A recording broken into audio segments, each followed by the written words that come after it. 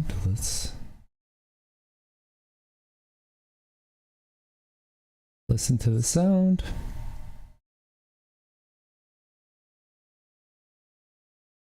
Perfect. One time we went live and everything was the same. We never touched anything, and we didn't have sound, and it was like a half an hour fix. And it was like, what the heck is going on? So that's why we checked that. All right, here we go.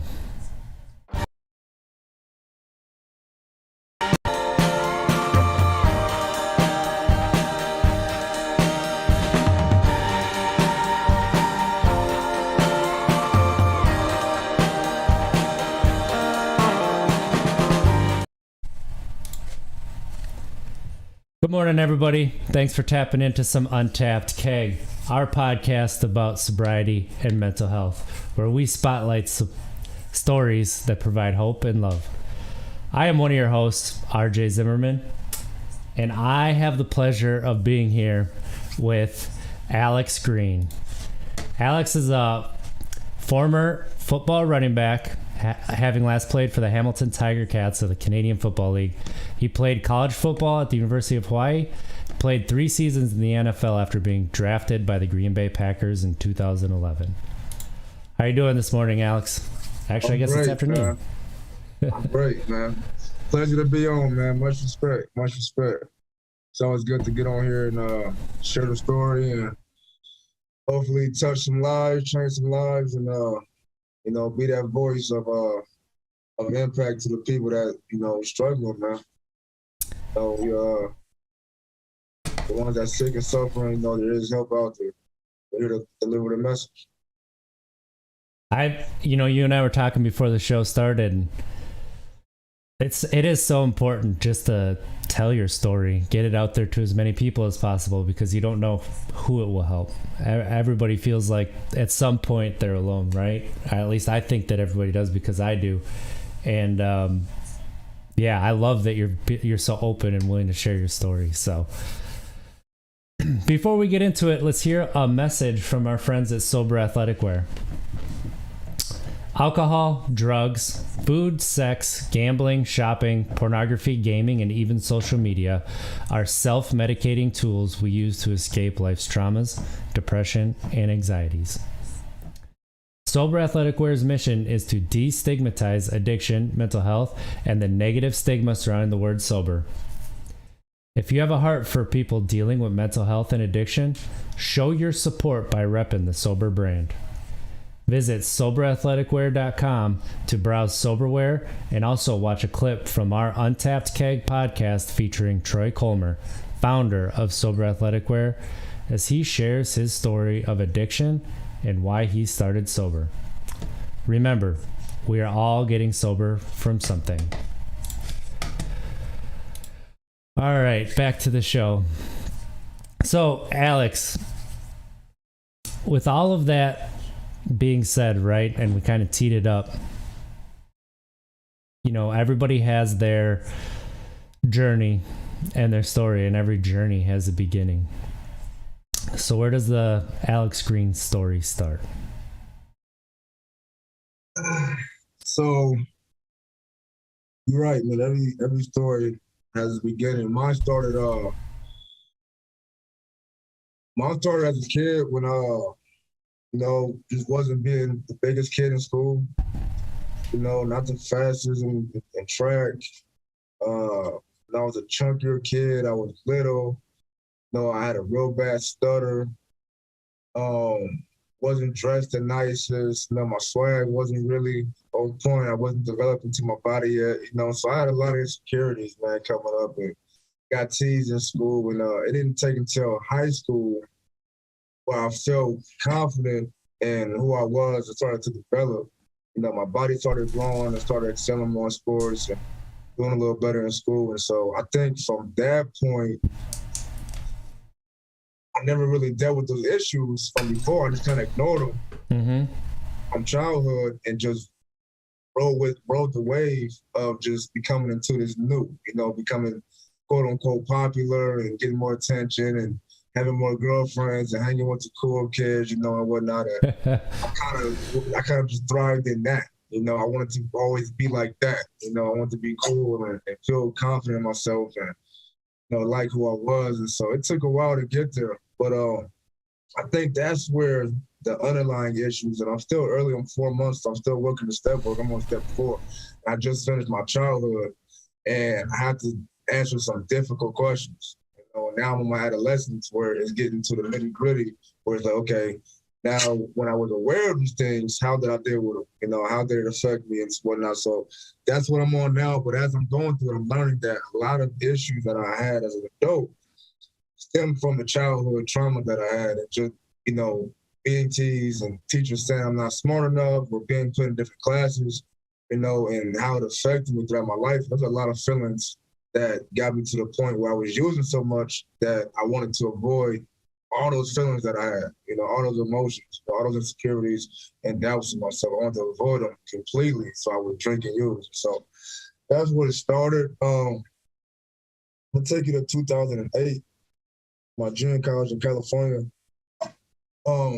Finished high school, barely graduated. I'm in 2008. Man, Butte Junior College in California. It's like my first time away from home.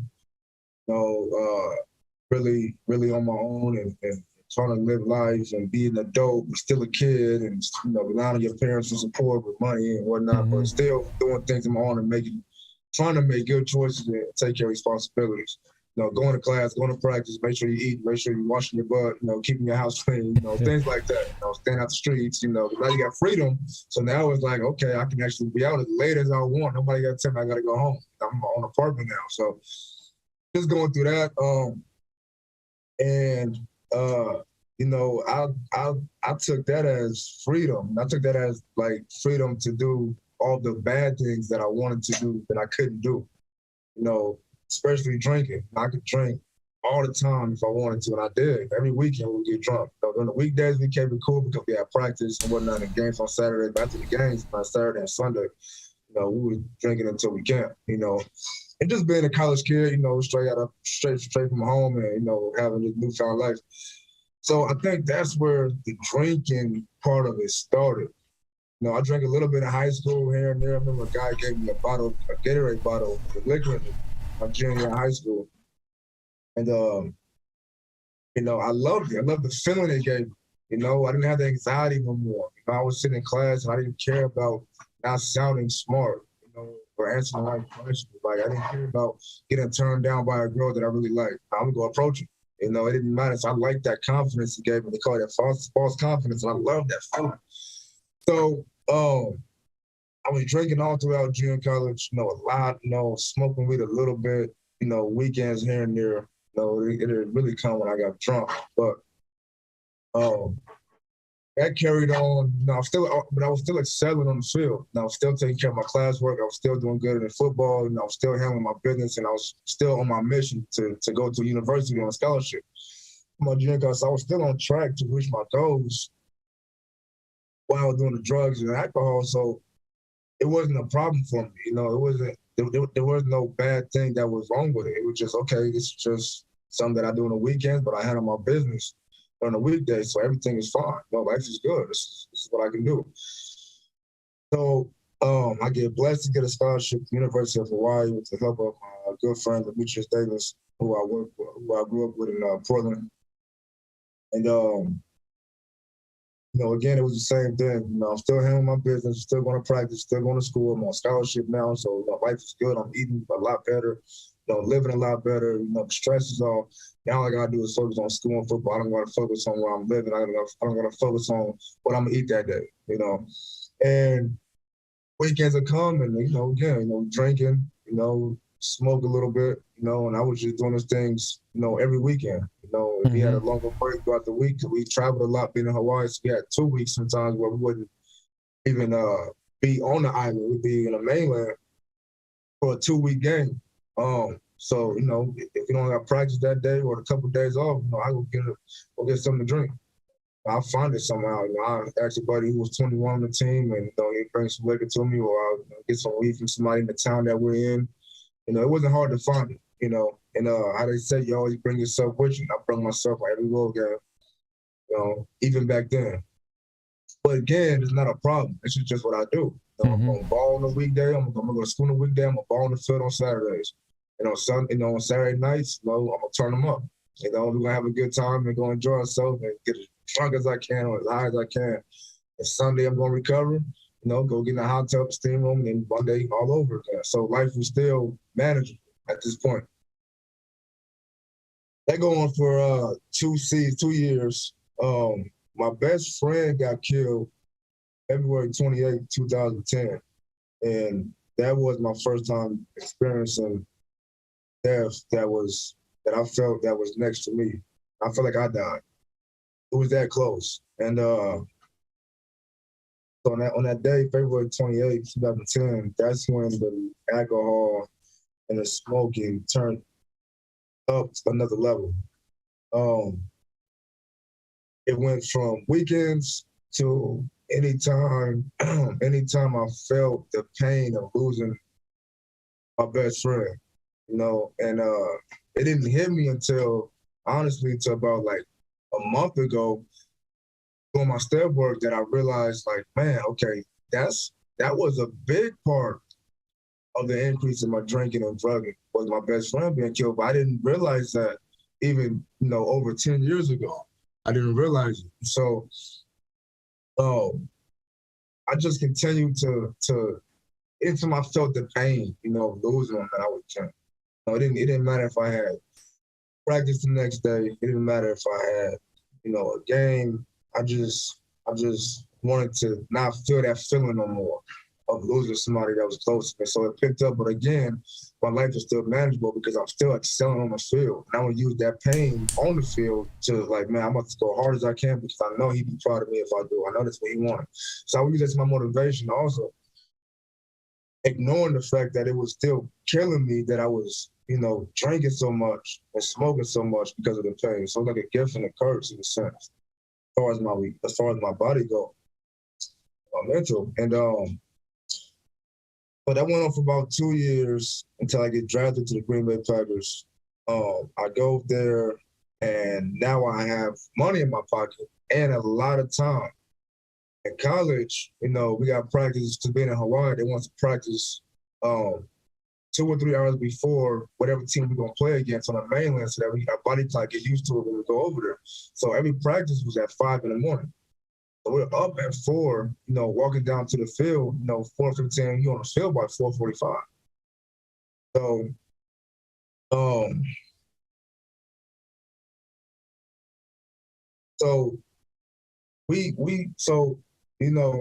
basically I was just so used to being on structured schedule that only my time to drink was the weekends. Now I get to the NFL, we have just, we from practice from 7 in the morning, be at the stadium 7 in the morning, we get done about 2, 3 o'clock.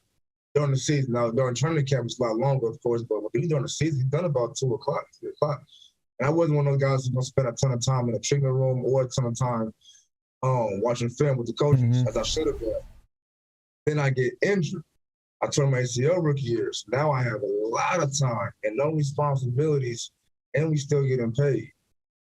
So now I have money in my pocket and I have extra time. I'm talking about from, 8 in the morning, I'm going to get treatment. I'm out of there by 11:30, 12 o'clock. I have that whole day to do nothing until the next day.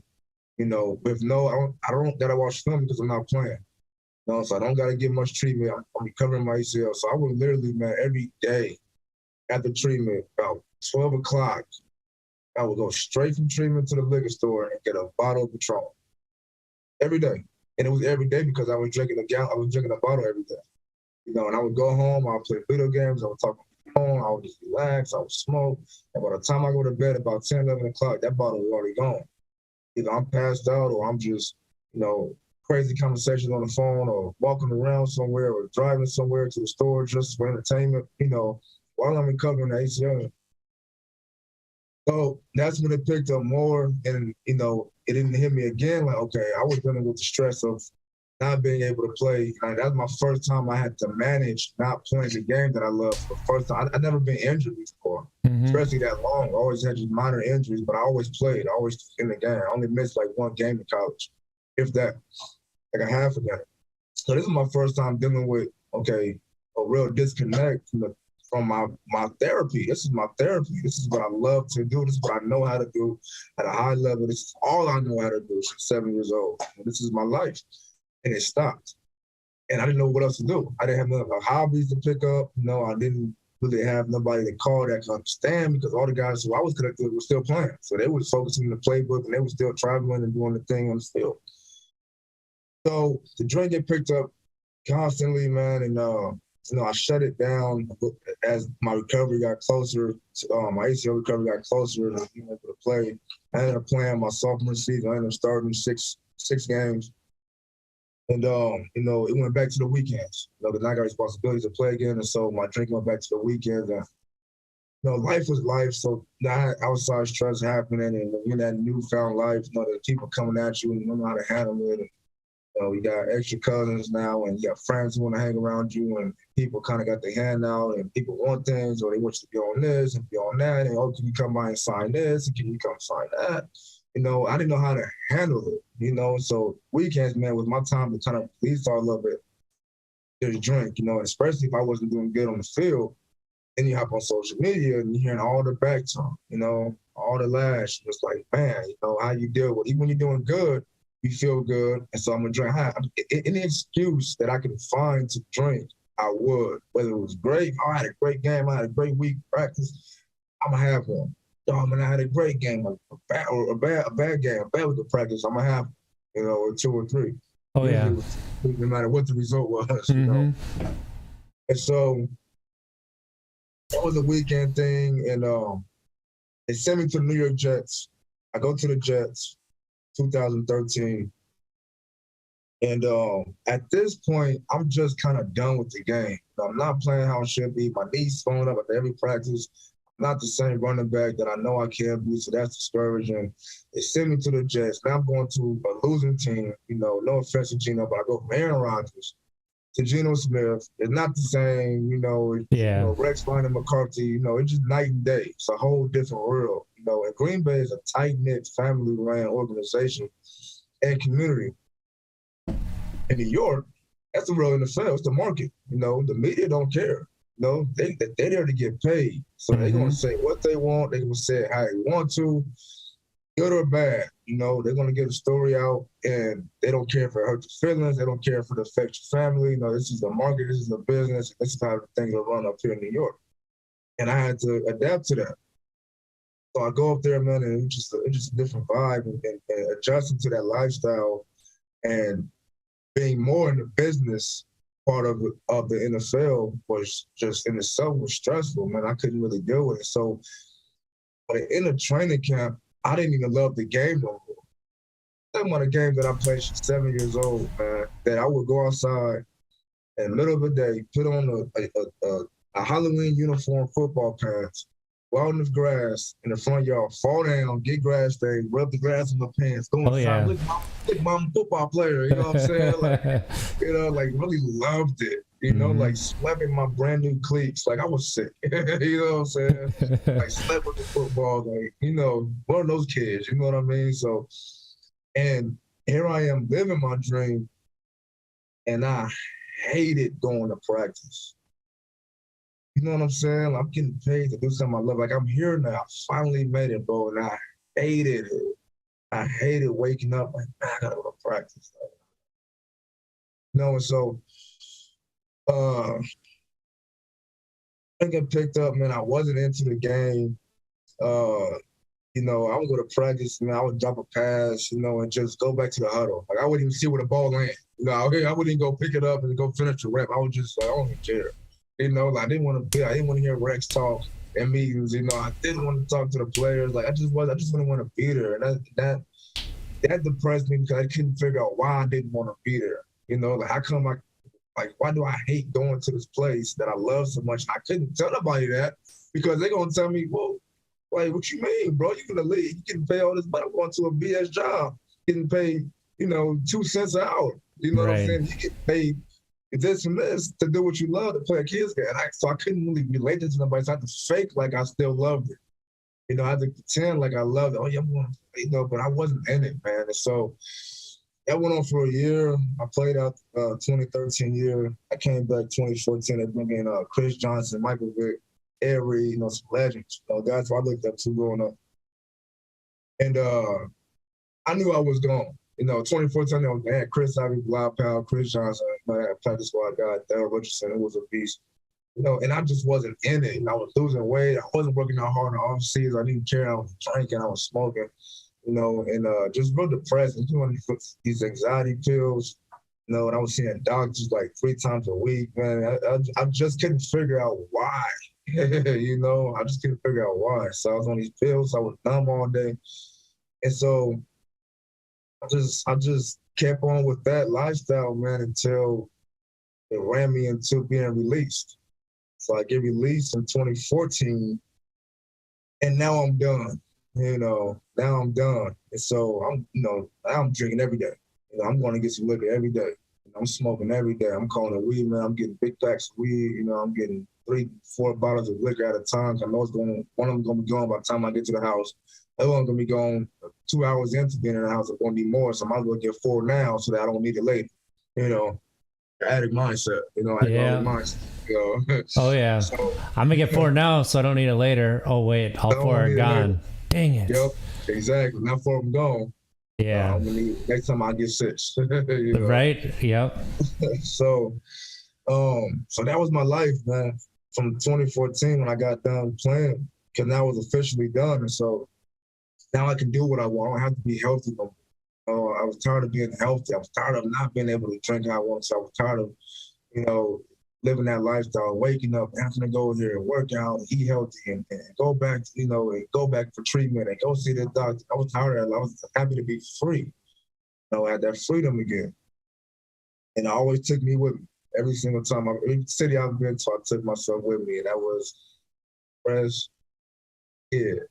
You know what I mean? And so that I couldn't figure out why. And so once I got done, I ended up making my way to I went to LA to go train to get back into the league, you know, and deep down inside, I knew I wasn't going to get back. One, because I was out of shape, wasn't working out, but I still had like the dream. I still loved it. I still kind of loved it, but at this point now I don't like it, you know, but okay, not kind of, I still love it, but I don't like it. I'm trying to bargain with myself of the game that I love, you know, trying to fight with myself. But the problem was that I didn't want to stop drinking. I didn't want to stop smoking. I knew if I had to get back into shape and get back into the league at a high level, I had to sacrifice again and put these things to the side. I didn't want to. I couldn't yet because I know how to deal with what I was doing. So I'm trying to be normal. You know, I'm trying to live quote unquote normal, right? Yeah, quote unquote normal, which nobody's normal. Like, yeah. Normal. But trying to live normal while still trying to uphold this society standard of that, okay, I'm an NFL player and I got to be at this place, I got to do this, I got to drive this car, live this way, have this family-oriented setup. On Christmas, I got to have a family with, you know, we all got to wear matching Christmas, you know, pajamas, and you know what I'm saying? I got to apart. And so, and I couldn't fulfill that. That wasn't how my life was. My life was being spent on liquor and drugs. But I can't fulfill that, you know, so I got to live with 2 lives. I'm living 2 lives. I live this addict life that I didn't want to admit, and I'm living a life that I think that everybody wanted me to be. And so that went on. I was in LA. That went on. I was going to workouts. I was going every day. And I started going 4 days. Then I started going, I was going these 2 days a week, you know, and I take a little break. I've been working out hard. I need my little mental break. Then I just stopped going. I just stopped going to the point where I would wake up and walk to the liquor store, give me a bottle. We talking about 8 o'clock in the morning. I would just love being outside. The sun is shining in LA. The birds are chirping. You know, we smell the smog in the air. You know what I'm saying? And, you know, but I just like that. Be able to walk around and do what I want. You know, like, I don't got to be nowhere, no responsibilities. Nobody can tell me nothing. Like, I can be drunk as I want. I ain't got to feel nothing. I'm chilling all day. I can go eat some bull crap. It's all good, you know. That went on for a while, man, and then it started hitting me, okay, you need to go back home. So now out here working out.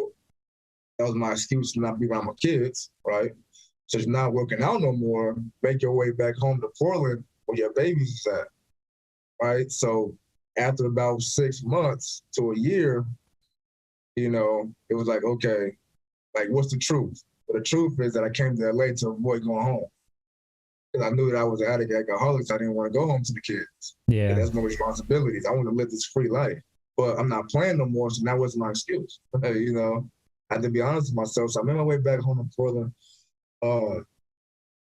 this point, I had 2 kids, with one on the way. I said my 3rd baby on the way, little Alex.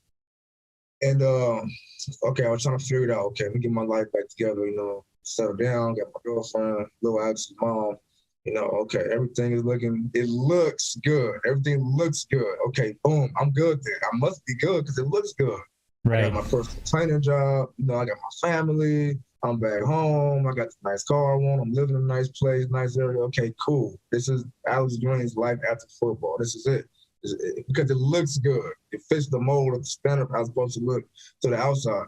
So inside, man, I was waking up before I go train people, man, I was getting the little airplane shot glasses, shot bottles.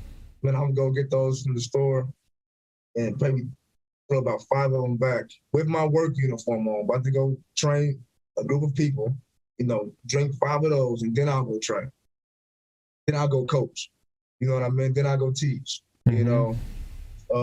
smoking weed, just drunk as hell, trying to be a leader in the community, trying to be a role model, telling kids don't drink and do drugs, don't go stay in school. And I'm just sitting here drunk as hell. I can't wait to get to the car to go get this next one. Yeah. I can't wait, but I can post on social media, oh yeah, it looks good. Everything's good. My family, everything is fine. And I was miserable inside. I couldn't figure out why. So that kept going on for a while until I eventually, at the time my girlfriend, she got, it just didn't work out. Now I got 3 kids, single man. I'm stressed out. Now I got more free time, afford more responsibilities. I figured out drinking more. At this point now I picked up the cocaine. This is when I got introduced to cocaine, and that gave me the energy and the confidence that I needed to go be who I wanted to be. I wanted to be somebody great. Okay, the coke is gonna do that for me. The coke is gonna make me this great man that I want to be. That's my messed up thinking. And so I picked that up, started getting more energy and started feeling good. I wake up one day, I'm in Portland. I wake up one day and I call my agent. I'm like, hey man, call every team in the CFL. At this point in 2017. Call my agent, hey man, call every team in the CFL. I should see what happens. I'm hungover. He calls. Nobody reached out, but there's one team, the Hamilton Tiger Cat. They reached out. I said, okay, well, just send some tape and see. At this point, it's been, about 2 years since I played or even worked out. So they have no tape on me. I haven't been posting nothing on me working out, and I'm training people. That's cool, but I'm not interested in playing on me. So they reached out to me, sent some tape, and they ended up sending a little review back and saying, okay, we'll take him out for a tryout, bring him out for a tryout. I'm just like, man, I'm grateful to have an opportunity to go try out. I'm 235 pounds, I'm out of shape, got a big pop belly, I ain't been working out at all. I go up there and do good, bring back for a camp. And then the camp didn't work out, because of the ratio or whatever, but I ended up getting released and going back home. Now I'm officially done. It's in 2017. I'm officially done now. I tried the NFL, it didn't work. Then the CFL, I got released. Now I'm done. That was the only team that gave me a shot. So now I'm completely done with the game. Back drinking. Now I'm picking up the coke. Now I want the coke again. I get my confidence back to be this great guy I want to be. You know what I'm saying? So I picked the coke back up. I picked it up and the heavy. I picked a lot of it up. And I needed a lot of confidence in my mind. I needed a lot of help, so this is going to give me this. This will give me motivation I need to be this great guy that I want to be, I picked it up, and I was on that, man, just not literally doing nothing for about 5 months until I get a phone call from Hamilton saying, hey, it's a Thursday. Hey, we want you back up here. We're going to sign you for the rest of the season, put you on practice squad. We're going to fly out on Monday. Like, oh, shit, okay. I'm on the phone. Okay, yeah. I'm working out. Yeah, everything's great. Take the opportunity. And, I'm like, oh, I went straight to the park and went to go run. Drinking gallons of water every day and trying to make my way and trying to lose 30 pounds in 2 days, and get in the best shape of my life in 2 days. So I don't go there. They see I got this big old pop belly. I ain't been working out, and not to mention I'm on drugs and alcohol. And so I get up there, man. I'm eating salads every day and trying to lose weight. And I'm on practice for 2 weeks. I ended up starting this one game because the running back got hurt. And so I found out on Thursday that I was starting. The game was on Saturday. So, hey, you're traveling tomorrow on this trip. Just hope you know. And I'm like, I'm gonna practice. Like, no, I didn't know. But okay, let's go. Whatever. I ended up going to the game and doing great. I had like 10 carries, 140 yards. Did great. I come back and they say, hey, you just traded the starting running back. You're the starting running back now. You the face. Okay, just like that. Everything is great. Right now, It looks good and it feels good. Now I'm back doing what I love, and now I got this new mentality. I know what not to do. I know what to do, and I can live out my dream. I'm playing again. I'm older now. I'm 29, but I still took me with me. So now I'm doing coke before games. Now I'm drinking before games, and I don't care, because it's giving me the boost that I need. It's giving me the energy, So I'm waking up, man. The game might be at 6 at night. I'm waking up. I might stretch a little bit, relax, eat some food. By 3 o'clock, I'm getting ready to head to the stadium. I'm gonna do some coke. I'm gonna get myself together, get some energy in me. I might take a little shot, get my nerves out, and I'm going to the stadium. I get to the stadium, So I'm in the stalls, hitting the bag. We come out, do our prayer. Okay, after the prayer, we're gonna walk out to the field. Hold on, I'll be there in a second. Right back to the back, get another little bump. Now I'm gonna get turned up. Have a great first half. After halftime, go to halftime, get another bump. After the game, I had a great game. 120 yards and 6 carries, whatever. Balled out. I'm going back home. Man, we partying tonight. We having a good time tonight. We gonna. So in my mind, everything is great. Cause now I'm doing good on the field. I can use the drugs I want. The CFL is different than the NFL. Business-wise, football is still football. There's great players there, but it's not the same, So if you're losing a game in the CFL, you don't got to worry about your job being took. You don't got to worry about getting cut, released. It don't really matter. The coach is not on edge. The NFL is not like that. Even if you win, you still can get cut and fired. Yeah. It's just different. Different type of tension, and so I was relaxed. So I didn't really. And if I had a bad game, I wasn't really stressed out. So to me, life is good, man. I'm playing this game I love. I'm making some money again. I'm up in Canada, so I'm in a new country. I'm living a newfound life. And I'm playing this game on my terms, and I don't got to worry about all the extra stuff. And and I can do my drugs and my alcohol, so I can still avoid my problems. I can still run from them. Even though I'm doing well, there still was problems, And the problem was that I thought the problem would stop once I got to this level. Once I become this great man that I wanted to be, right. Which I thought I was being, but I'm still on these drugs. So something's still not right. That going on for about 2 years, man. I ended up finishing the season 2018. They re-signed me and they ended up releasing me because the coach left and going to the XFL. I was supposed to go with him, but they ended up not having the XFL. And so I was kind of at home, just kind of floating around trying to figure it out. And of course, again, and now here I am stuck with free time. And, the outside, I'm the man. I just had a great 2 years in Canada and I re-signed. And man, and I felt good on that part of it because now I could live on my terms. It was cool. And I know I could be this great player. So I did that and I felt good. There was still something that wasn't satisfied in me yet. I keep coming back to this bottle. You know what I'm saying? I keep coming back to these drugs. Yeah. I got my kids now, Okay, that was your biggest problem. I was crying now I can't see my babies. Harlem King and Jern, that's my babies. I was crying, I couldn't see them. Okay, well, you got them now. You still on drugs and alcohol. Well, because I ain't, because football didn't work out how I wanted to. Well, now it did. You had a great 2 years. Everything was fine. I'm a broken record, So that's not the problem no more.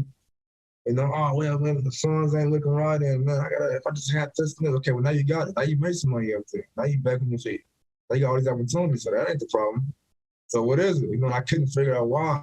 And so I would use I would point at everything else. Oh, well, it's because you're not doing this. Oh, it's because you're not doing that. Well, I didn't get this, so man, you making me drink. Arguing with my ex, but you making me drink. Why you got an attitude? It's not that attitude. I got the attitude. You know what I'm saying? I'm trying to find a reason to go drink. Any small reason, good or bad. Absolutely. All the Trailblazers won against the Lakers. Oh, let's get drunk. It's a holiday. It's a birthday. I woke up and it's Tuesday. Let's get drunk. The sun's out. That bird church. Right. Let's get drunk. Any reason, man. Oh yeah. Drink. And so that went on, man, for 2 years after I played, right? So now we're in like 2020. And now I'm on coke. I'm on coke. And trying to figure it out, do some coaching here and there. Didn't really work out. I pick up this construction job. I'm doing construction jobs. Now I can do the code. I can be outside all day. I can move around. Not really like an outsider, as far as like that, because there's a lot of recovering addicts or current addicts that's in construction. So I'm not really looking, like, it doesn't look like I'm that bad, Yeah. And so, that go on, man, and I hit a point to where I was like, okay, I gotta stop doing this. Let me get back in my stuff. So I would go like 3 days. I'm like, yeah, 3 days. Like, I'll be happy. Like, I made 3 days without. That's how bad it got. Where 3 days was a huge accomplishment. I'm sitting here 4 months now, and I'm still like, man, I need to get it. Like, man, that's not even. It's a lot. I'm proud of it, but man, you got eight years. Some people got 2 years. There's one guy went to therapy where he got 35. 35 years. I'm like, man, I used to celebrate 3 days, 72 hours. I would celebrate by doing some coke. By drinking liquor, by smoking weed. That's how I would celebrate. It got to a point where I was celebrating a week, and I'm like, yo, I made it a whole week. I went this whole week without doing nothing. No, let's get drunk tonight. Let's do it. I'm going week again doing it. So that's when I knew, okay, I might get a problem, but I wasn't ready to admit it fully yet. I wasn't really ready to fully surrender yet. And so, in about 2021, I'm coming closer to my rock bottom, okay? And it started in like March of 2021. And I'm working, and now, I'm missing a couple days here. I'm missing some days there. I'm making excuses. I would call in the morning, hey, I just went from the airport. I completely forgot. I can't go to work today. Like, what? Like, okay. Just dumb excuses. Yep. I stopped talking to the kids. I stopped talking to my mom. Stopped coming around. When I would come around, I would park around the corner so that they wouldn't see how I was living, in my car and whatnot. And I had a lot of clothes and just junk in my car. And because I was too busy to clean it out, but really I was just trying to get high after work. And so I got too drunk and high so I couldn't clean it because that's just not what I want to do no more. I'm trying to, if I pass out, I'm going to do something crazy. I'm just hanging out all night. So once it got to, so the summer goes by, go through relationship issue, not talking to the kids, and, going through all these basically, hurting all these people around me. They say when you're in it, when you hurt the ones around you. That's exactly what happened. I destroyed all the people and things that were around me. I had a great history of building things up at a high level and tearing them all down slowly, one by one. That's exactly what I did, And this time, when I did it, I knew I was doing it. I just didn't care that I was doing it. I didn't care that I would hurt somebody. I would cut somebody out, and it didn't matter. I'm going to just get drunk and just deal with it. Well, I was already drunk. So, in my rock bottom, I'm sitting in my car, and I'm just thinking to myself, like, I got a big bottle of liquor in my hand. I got some weed with me, and I got some coke with me. I'm thinking to myself, like, man, I went from third round, 96 pick, Green Bay Packers, reigning Super Bowl champions, living my childhood dreams, 7 years old, to in my car, McDonald's and Burger King wrappers on the floor, old construction clothes in the back, quarter tank of gas, and I didn't care if I made it out that night or not. I just knew I was going to drink all that liquor, all that coke, smoke all this weed I had until I can't. Either I pass out or until I go see God. To me, it didn't matter. I didn't care. you know. And I called my program manager from the league, you know. Actually, I texted her. I texted her first and I said, I need help because this is me again making excuses, saying, oh, well, I asked for help. So, you know, then nobody reach out to me. But this whole time for 7 years since I've been in the league, I thought this was an office phone. I didn't know it was a cell phone. I don't know if she changed it over time, because I can swear to this day that it's an office phone. You know? Yeah. I promise you that. So I don't know what type of thing my higher power did or what got going on, but I could have sworn this was an office phone. But I texted. I said, I need help with green and all. And she called back. She called me and she said, hey, I got your message. Give me a call when you can. I'll make sure you're okay. And I'm like, damn, it's a real phone? Was it, you know? So I called back and like, oh, yeah, I got your message. And I was like, yo, I need help. You know, it's like, what's going on? I need help. You know, I'm sitting there with this bottle right here. I'm sitting there with this coke and this weed, and I can't do it no more. I don't know what I'm doing. I don't know where I'm at. I don't know where I'm going. You know, and I'm forgetting where I've been.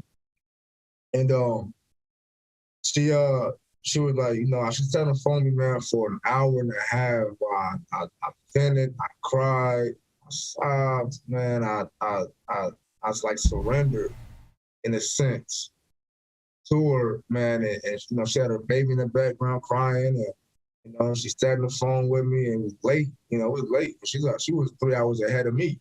You know, I was on the West Coast, she was on the East Coast. So it was like 10 o'clock, 11 o'clock where I was at. You know, it was late over there. She still sat on the phone with me, man, and heard me out. And she said, hey, look, you know, as I was doing the drugs and drinking, you know, she was like, hey, look, I want to send you to Jacksonville, Florida, you know, to get you some help, you know, just get to the airport. And I'm like, wow, I gotta get my hair cut and my beard is going out and I gotta get my clothes. And she's like, for what? You know, like, I'm making excuses, you know. Yeah. Something gotta be wrong so I don't go.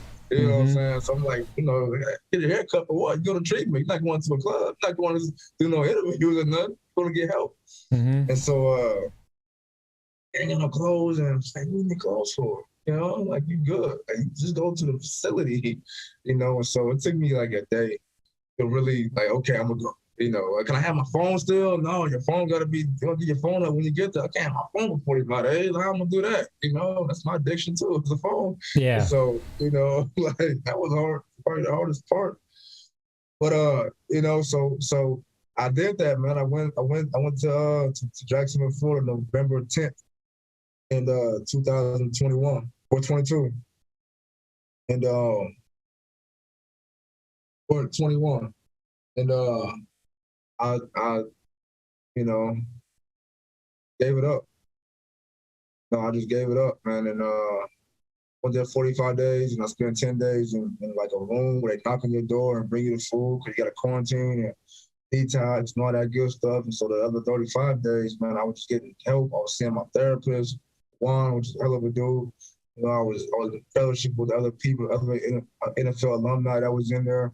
There was like pilots and sailors and doctors and lawyers, you know, and all these different people who walks of life, man, that was fellowship with and share the same struggle. And, you know, and just, you know, we'd go to meetings all day, you know, then we hit an AA meeting or a CA meeting at night, man, and we just chop it up, we'd take notes, write stuff down, and go through our word of the days and our goals for that day and our action, and we'll talk to the babies, you know, my 20-minute phone calls, I'll talk to my mom, you know, call my friend, like eating healthy, you know, drinking water, I would work out an hour a day, like I started to get my life back together, getting my mental back together, my life, so I was taking my mind, body, and soul, you know, praying, working out, and I was going to meetings, you know, and seeing therapists.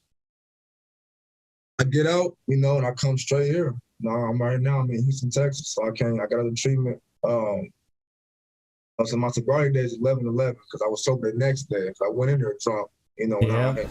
My sobriety day was the next day, which was 11/11, and I got out December 26th, and I came straight to Houston. You know, my daughter out here, she moved out here a few years ago with her mom. So she's 13 now, and, you know, I came out here to be closer to her and, you know, to really build on what I started on my 45-day treatment. And, you know, being 4 months in, man, it's definitely a journey. I mean, you were talking earlier about it, like, it's, you know, life is still life.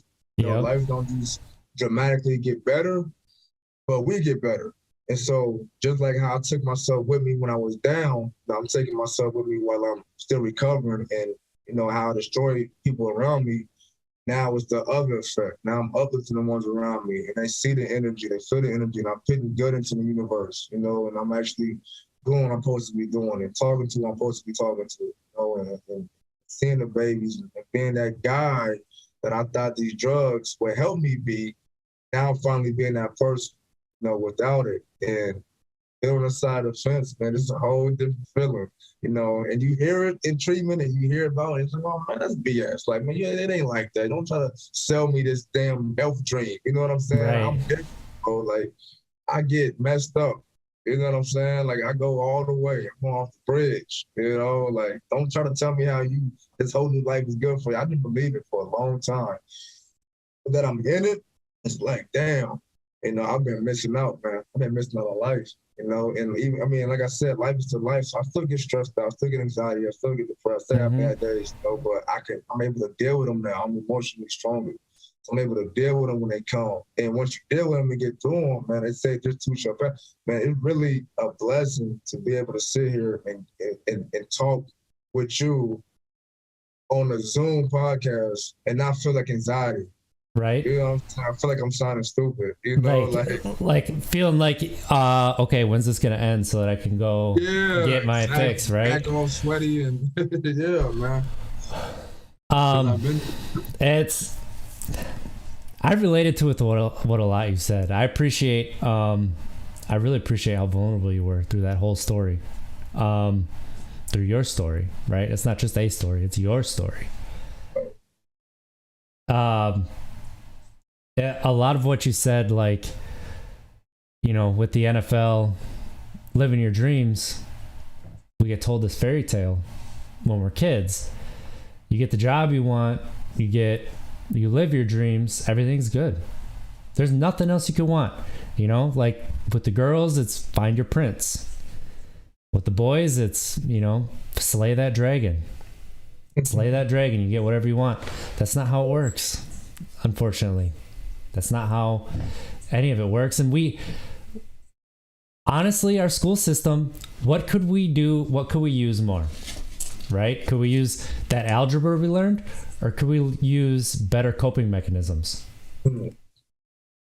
So, and that's starting to change too. That's starting to change. They're starting to teach emotions and emotional coping mechanisms and stuff. So that's good to see. But I have a question for you that goes back to in college, when you lost your best friend, and I'm sorry you had to go through that. It's words don't make anything easier, and it's hard to describe how we feel. But in relation to that, when you were growing up, how were you allowed to express your emotions? Were you allowed to express your emotions? Yeah, that's a good question. So, like, growing up,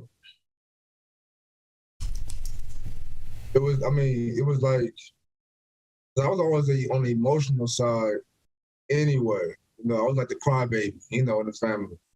But, it was weak. Yeah. Like, man, don't cry. Like, man, like, and so I took that with everyday problems. Like my best friend passed. I would cry, like clenching my teeth, like cry, like, and to me, that showed strength because I wouldn't show how hurt it was. I was, and I would have like tears coming down without like really breaking down, even though inside I was dying. But to wipe my tears off, was like, show strength, like breathe through it, like, like clench my fist up, like, and be a man, Yeah. Well, what that did was it put those feelings in a box, and they never got addressed. Yeah. And so as I got older and I started developing in my mind and noticing, like, man, that was a real traumatic experience. It was too late. That feeling is already boxed up. So now I'm conditioned to learn to, when those feelings come up, I'm either going to drink to avoid them or do drugs to avoid them, and we're just not going to talk about it. it's because I haven't dealt with it before, so I don't know how to deal with it. I didn't know how to deal with it, you know. Yeah. So I was drinking and drugging until now that I'm in recovery. I'm learning, okay, like you said, those coping skills, mechanisms to be able to deal with them, you know, in a healthy way. And you know, I just never had that, you know, especially playing football. You just never have that like opportunity to express yourself in the way you would like, because you're so conditioned. You know, boys don't cry. Mm-hmm. You know, men don't cry. You know, you don't show your emotions. Like, oh man, this girl cheated on me, man. So what? Get her, man. Get somebody else. It hurted me though. It don't matter. If it hurt you, then you soft. Don't care about that. You know, that's not how I want to live my life. Man. I want to live my life sheltered no more. And one thing with that too, because I'm the same way. I was raised the same way. I was an emotional child. I would cry. Feeling shame when you feel those emotions, right? It's not that you push them back and you move away from them. It's that you get this toxic level of shame that you even felt it in the first place. How am I supposed to be a man and feel this? Like, men don't feel this. Men don't, you know, they get angry, and like I was taught, even happiness, you don't get too happy, right? You kind of stay like a rock.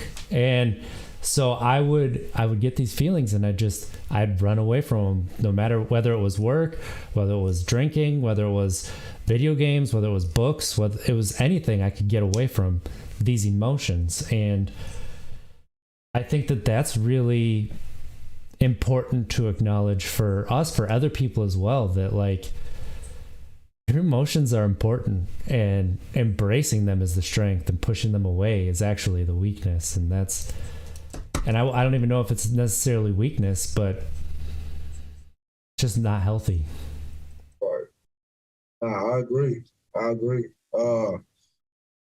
had to learn that too. You know, like, because it's harder to feel the anxiety, to feel the depression coming on, you know, the sadness, and deal with it. Mm-hmm. It's easy to grab one real quick, boom, up, it's gone. It's gone. It's gone for that second, you know, for that maybe a couple of hours. Yep. You know, and I could use the false confidence to get me through the day, you know. But it's harder to sit here and really take that on and feel it and go through it. Like I had experience, I don't know, maybe 3 weeks ago or so, that it hurt me. You know what I'm saying? It hurt me, where it's like, damn, I gotta sit here and really go through this. I gotta feel this. You know, this sucks. And I was going to tell my daughter, and she brought up some tough questions that I would easily run from back then. You know, easily, no question about it. I'm going home, going straight to the liquor store. And I had to answer those hard questions. You know, Dad, why was it like this? Why did this happen? How come you said that when this? I'm like, damn. You know, my little baby, not a baby no more. In those moments that I thought that she didn't know what was going on, she knew exactly what was going on. Now she's at the age where she can express it, and she needs answers. And I have to sit here sober and feel all these feelings and answer them. And then I got to leave. Like, damn, I just went through that, and think about it and sleep with it. You know what I'm saying? And get through it. So, but that was hard as hell. That was the hardest thing that I've done in a long time. You know, and that's, you know, it's so, yeah, I agree, man. It shows a lot more strength and courage to sit there and go through it and face them. Like, to me, that's a man. Like, that's real. You know what I'm saying? To me, like, that's what makes you real. Like, that's what's gonna build you. You know, and because it'll break you down as it did, and then it'll build you up. That's, to me, that's what it looks like. That's what real strength looks like. You know, and that's what it feels like. Absolutely. I completely 100% agree with you. And, you know, you said you're only 4 months into your sobriety and recovery. Like, you're well ahead of where I was. Like I told you before, like I'm 8 years sober, but I never looked into why I drank the way that I drank. I never called myself an alcoholic until we started this podcast. Like, I did not think that there was a connection between this hollowness that I have in my heart that I'm feeling with alcohol. I'm feeling with, you know, trying to get other people's approval, trying to, you know, work, like all this stuff. Like that's what I thought, like same thing you said. I have to live the life that, everybody set out for me. If I'm going to be, if I'm going to feel something, if I'm going to feel like I made it, like I did something. But that's, unfortunately, we have to learn the hard way. That's not how, that's not the case at all. Nope. We got to be happy with ourselves. We got to be, how, you got to be, and it's cliche. We go back to those cliches, one day at a time. You got to be a friend to yourself, because if you're not a friend to yourself, you aren't really a friend to anybody else. Right, like that. It's way, way easier said than done. Absolutely. Absolutely. It's way easier said than done. Like, I'm a huge work in progress. Like I still fall short every day. I just try to stay sober. That's it. So that I don't make a bad situation worse. And I don't hurt the ones around me, mm-hmm. And slowly but surely, things has been getting better. Those bad times aren't as bad no more. Yeah. And as you say too, even kill the good times are, yeah, they're good, but it's not like I'm just super high off life and so when I come down, I'm super depressed. I just keep it like, okay, yeah, that was exciting, that was cool, that was great, but let's keep it going. I still gotta stay sober. I still gotta grow. I still gotta develop. I still gotta manifest the things that I want. And I can't do that if I'm not at my best. And being at my best is the most important thing, so that I can be there for the babies, that I can be there for moms, that I can give to my friends, my community, and really live this life, man, fulfill life. That's what I just want to live, fulfill life. You know what I'm saying? Oh, yeah. Oh, yeah. I don't know, man. Like, I just want to, just finally feel that, I'm here, Like, that's the feeling. And it's crazy to say it because I've been at high levels in my life. I still haven't felt that feeling yet. But I know it's coming. And so, like I said, it's way easier said than done. It's simple, but it's not easy. And that is important. I think you just exposed our dirty little secret, right? Of adults. Like, we're all works in progress. It's just that, we're sitting here admitting it. And I mean, there's plenty of people that admit it too, but that's all we're trying to do is be better tomorrow than we were today. That's it, man. That's it. Nothing more, nothing less. Let me just be a little bit better than I was yesterday. And that's the trick, right? So before we continue with the show, let's talk a little bit about Noom. Noom uses the latest behavioral science to empower people to take control of their health for good through a combination of psychology, technology, and human coaching on their platform to help millions of users meet their personal health and wellness goals.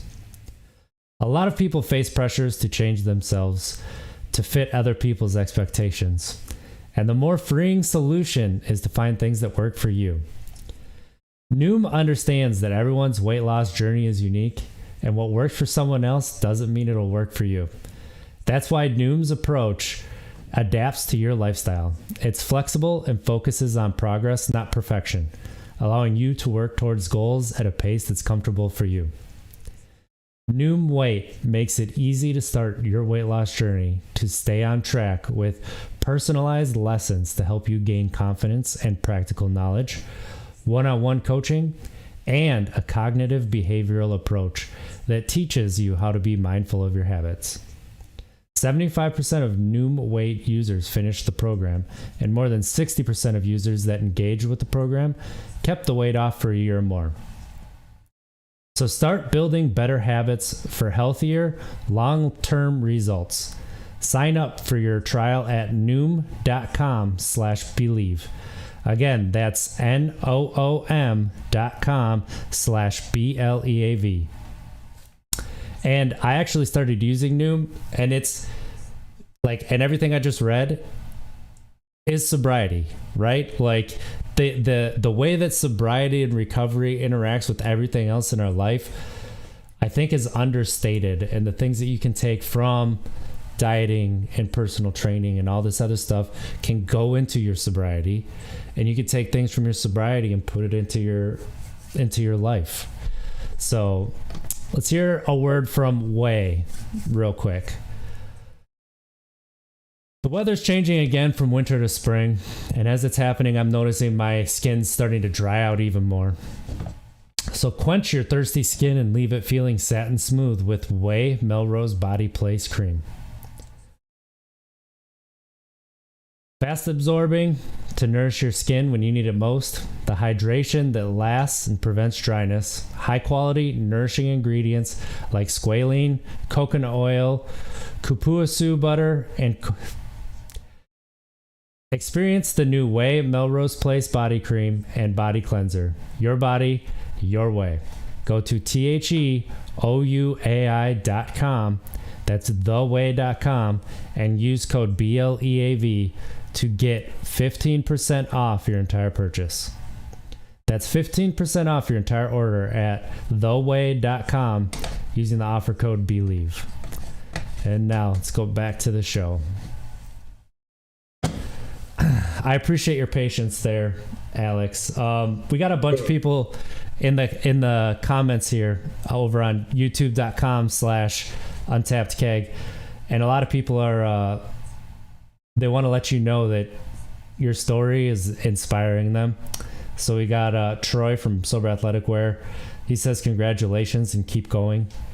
Our good friend Jenny says fantastic job sharing your story. Like, it's really amazing.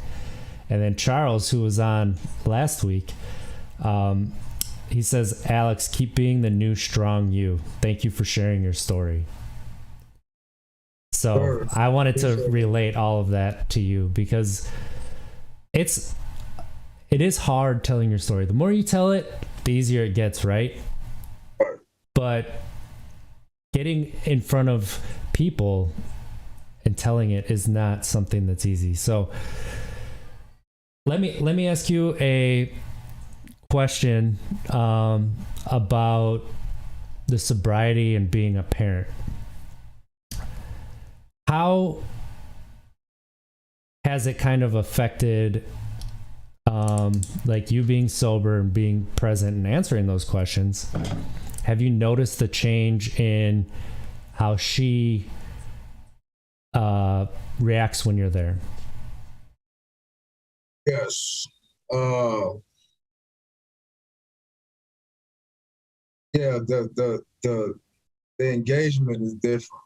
How we engage, I'm not talking, just rambling. There was an incident where she probably watched it and be like, damn, why you, but there's an incident where she got in trouble, and the old me would have blew up. Mm-hmm. You know what I'm saying? The old me would have went off, just off emotional and how it felt and what I don't want it to be like. And, because we all got our own vision of what I want our kids to be and how you want them to act and go about life and the decisions they make. We got that already planned out for them, Yeah. But as we know, it doesn't work like that. It's almost the opposite. And so, but when I was talking to her, I didn't raise my voice. I'm talking in this type of tone. I'm talking right now. And we actually had a conversation. We actually talked about it, and I gave her some good, knowledgeable game from a man's perspective. My mom gave us some good, knowledgeable game from a woman's perspective. And I was able to ask her questions. She was able to ask me questions. I was able to answer the questions fully. I wasn't mumbling. I wasn't rambling off or repeating myself. Mm-hmm. I was actually engaged in a conversation. I was present. I was loving. I was still caring. I was non-judgmental, and I was still stern and letting them know that certain things aren't okay. And we ended up hugging and laughing and give her big kisses on the cheeks afterwards, and where she felt, okay, this happened, but it's still love, as opposed to before, she knew something that wasn't as bad, and I would go off. And I'll be mad about it and angry about it, where I know she didn't feel the love from me because she mentioned that. It was nearly nothing as it was now. So I was actually proud of myself for handling it the way I did. But I was actually, relieved that I'm in a situation that I'm in now. And I'll tell you something real quick. Well, I got sober November 11th. I got out December 26th. 21, and I was debating on what city to go to. I could choose what city to go to do my sober living at. Like, oh, go to Miami, San Diego, Arizona, okay, all these nice places. We go to New York. Like, I'm trying to go on vacations. I was still in my mind. I was not really in my treatment. I was in Houston with my daughter, I'm close to my daughter. Like, let me still stop avoiding responsibilities, still stop running, and go kind of. I didn't want to face it because, like, man, how she gonna think about me? But it didn't matter. Go face it, So I came out here 3 weeks later, her cousin, not cousin, but her uncle, her favorite uncle, the uncle that stepped up when I was on my drugs and avoiding responsibilities, not being in her life. He stepped up, and made a lot of sacrifices, and we call him Uncle Dad, but he the one that stepped up, he ended up getting killed. And if I would have been where I was at, and this would have happened, she would have had nobody in a male, a male side in her life that she can come to as that father figure.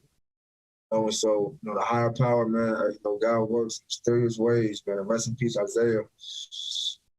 Very unfortunate incident, but I was able to be there. During that time, I was literally there. Yeah. During that time, in the same city, right there while we got the news. And those things are what keep me sober, keep me thriving. Those things are what I know I'm doing the right thing. I know this is what I'm supposed to be doing. I know I'm exactly where I'm supposed to be in my life, in my kid's life. And I love, being able to again, I can be there to give her some knowledgeable information, to love on her. I can be sober. I can show her a new, better me. And I told her, like, hey, you don't have to forgive me for the things that I may have hurt you with in the past or said to you in the past. That's on your time. My job is just to show you every day that it's different. When you're ready to forgive or accept, that's on your time. You're not rushed to just say, okay, that's a whole new person. No, that's on your time. That might take years, but it's my job to just show you every day. That's all I'm here to do. So, but she called me, man, and she wants to go to meetings with me, and like it's just awesome, man. It's just a big change. That's awesome. It's crazy, yeah, man. Like, that makes me really happy to hear. So, yeah, man. One thing I've noticed, like with my mindset change, and I don't want to turn off of it, but I kind of got emotional with that last statement, and with me being more accepting of it, I've noticed that I've been tearing up a lot more. So like, I watched a movie, is that new Disney movie, Turning Red. And there's a moment in it, and it's basically what the movie's about, without saying it, is about generational trauma and passing down your traumas. There's a moment in it where I saw myself and I saw the mirror. And, that was the first time in a long time that I cried during a movie. And like, hearing you say that and how happy you are, like that also, it used to be, my grandpa died, I didn't cry for 2 weeks till we were headed to the funeral. Same thing, one of my, the closest uncle, I was like, he was always there for me. He was like a grandpa to me. He passed and I didn't cry till the day of the funeral. Like all my emotions have been delayed, but since I've stopped pushing them away and I've started to accept that they're going to be there. Like I need to feel them. I need to, that it's healthy. Like that is something that you can't prepare for, but I'm honestly, I'm enjoying it. And that makes me so happy to hear how your relationship with your daughter is. And, it made me well up. So just so you know, like if you do continue to accept your emotions, eventually this may happen. So 100%. Man, I work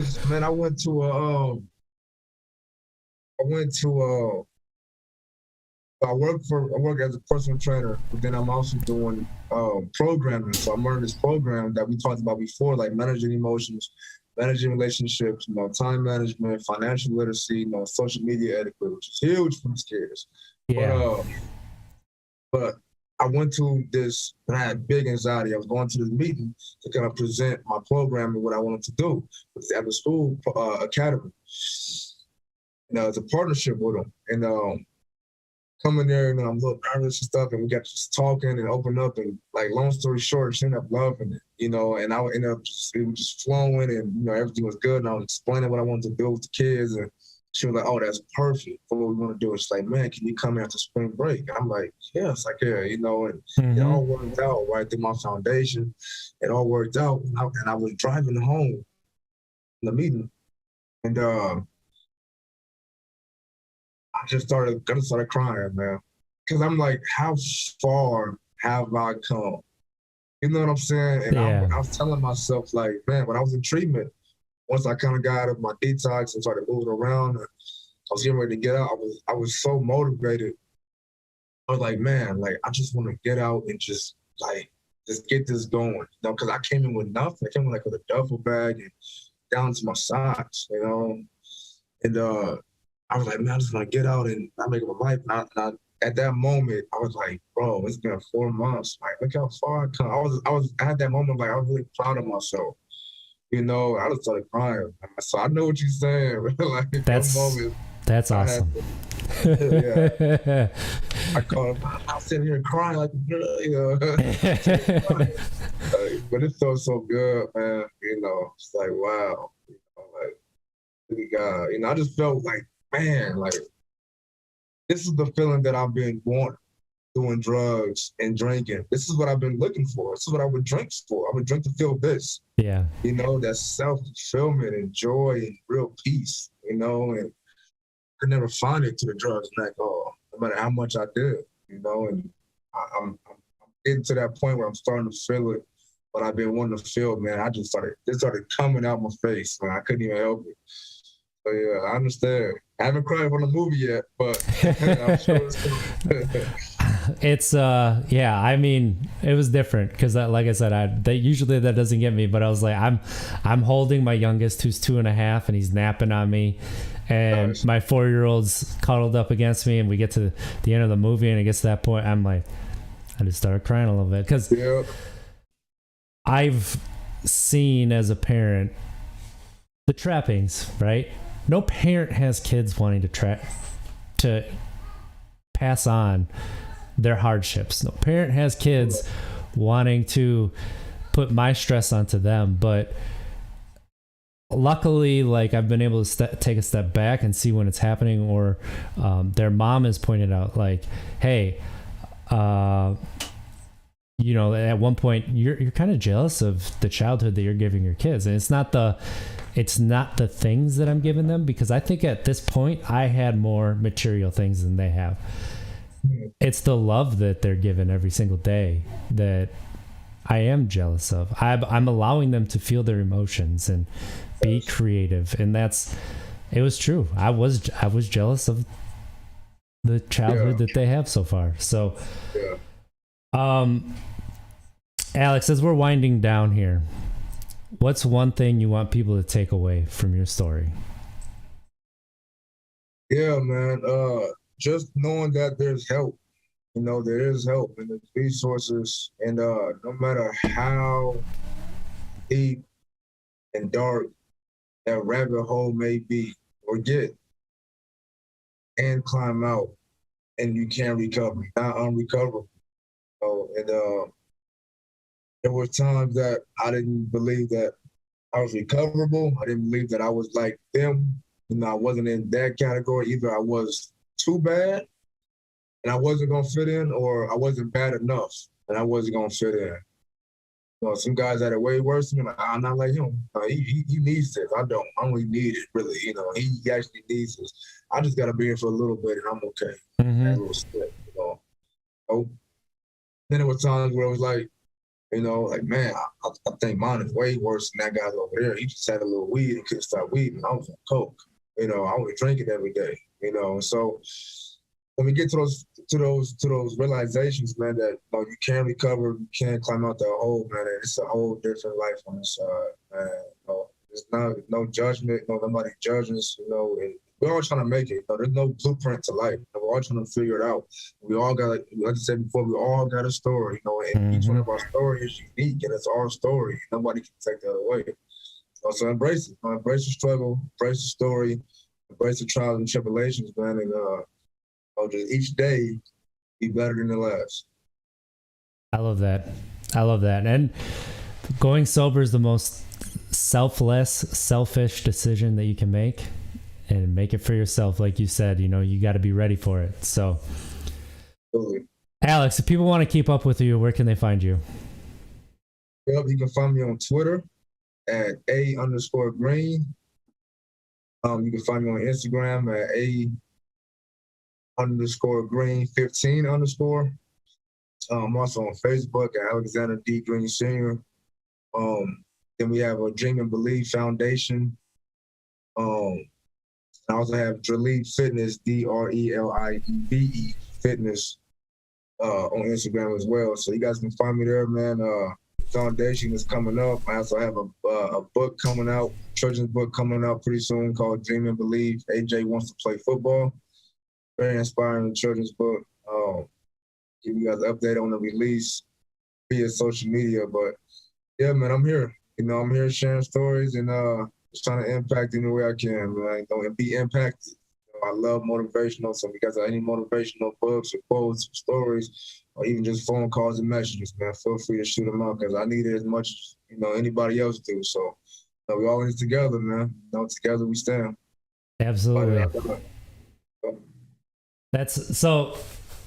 I'm gonna extend this now, but you know, when you come out with your books, we'd love to have you're launching, you know, your foundation's really getting going.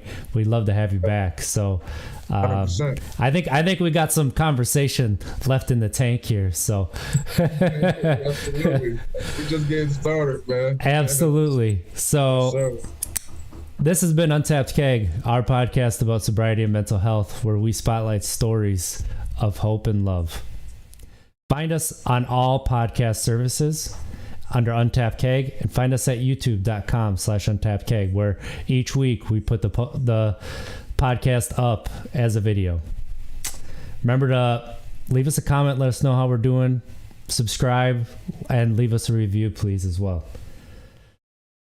You know, you can find us Untapped Keg, all social media platforms. And, you know, if you need help, reach out.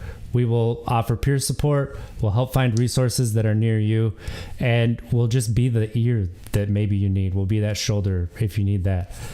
That's the least that I can do with my time. So please feel free to reach out. Our DMs are open on all social media platforms, and we'll get back to you as soon as we can. Alex, this has been wonderful. Thank you for sharing your story.